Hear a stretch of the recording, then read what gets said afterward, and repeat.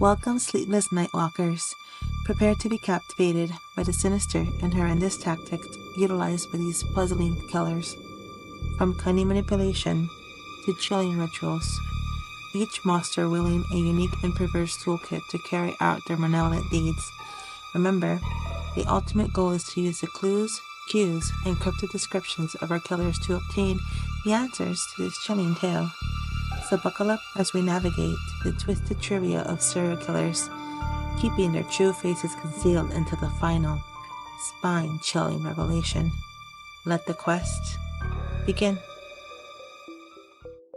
Born on November 24th, 1946 in Vermont, enigmatic figure emerged into an unconventional family dynamic.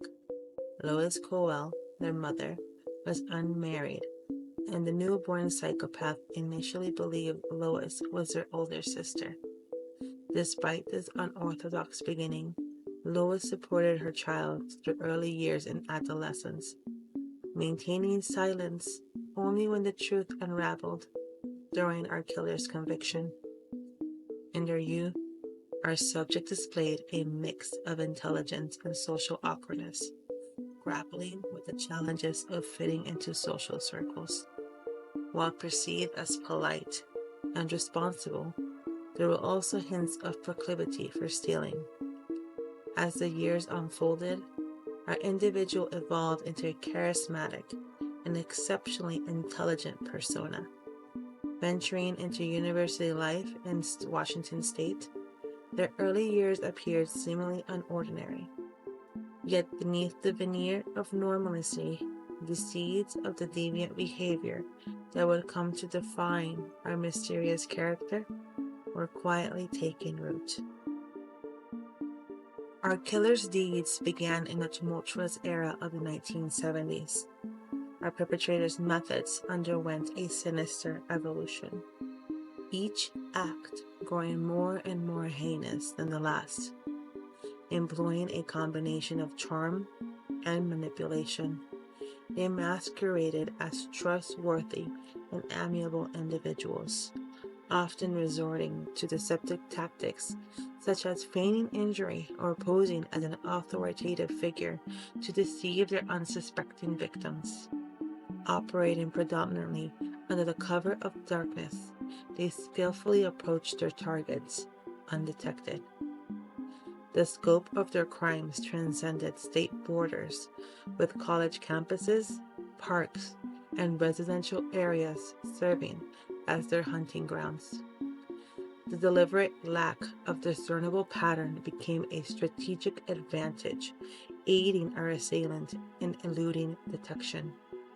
Engaging in violent abductions, their victims, frequently college students, met a tragic end.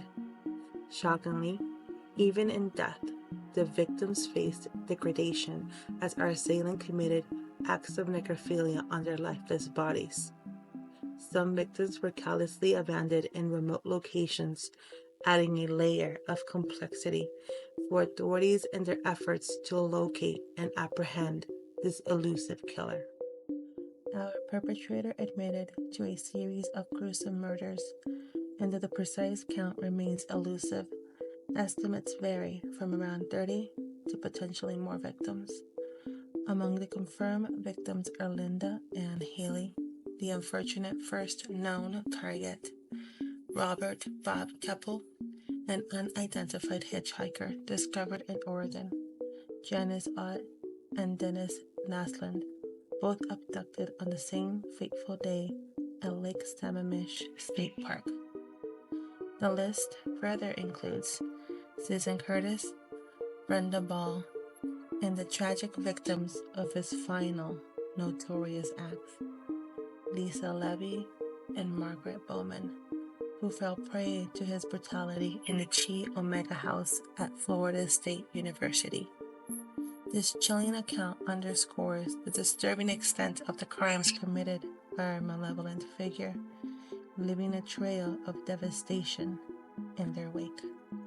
Our malevolent figure demonstrated the skill for eluding capture, successfully escaping custody not once but twice. The initial escape unfolded in June 1977 at the Pitkin County Courthouse in Aspen, Colorado, where our elusive culprit daringly jumped out of a window. Becoming a fugitive for several days, he managed to evade the authorities before eventually being recaptured. The daring saga continued, however, with a second escape on December 30th, 1977, from the Glenwood Springs Jail in Colorado, remaining at large until February 15, 1978, where he was finally apprehended. Before we unveil the identity of our mysterious perpetrator, let's delve into a bit of trivia. This enigmatic figure is recognized for their charming and polite demeanor, often operating under the cover of darkness and employing police uniforms to lure in their unsuspecting victims. Can you guess which of our infamous serial killers from our history we are referring to today? You have 30 seconds. Go.